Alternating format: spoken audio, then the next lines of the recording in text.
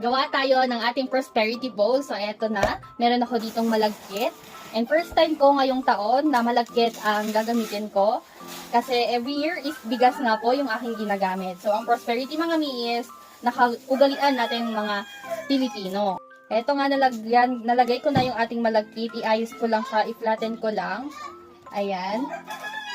Tapos naman, meron akong 12 itlog para sa 12 buwan. So, sabi doon sa napanood ko, mami, kailangan po is counterclockwise.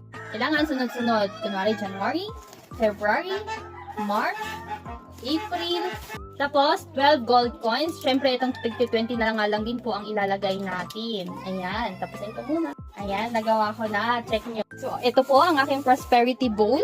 Tapos, meron akong ampaw na ilalagay. Ito is, merong laman na 168 base doon sa napanood kong feng shui. Ito is ilalagay ko lang din dito. Ayan. Tapos, meron pa akong dalawa dito.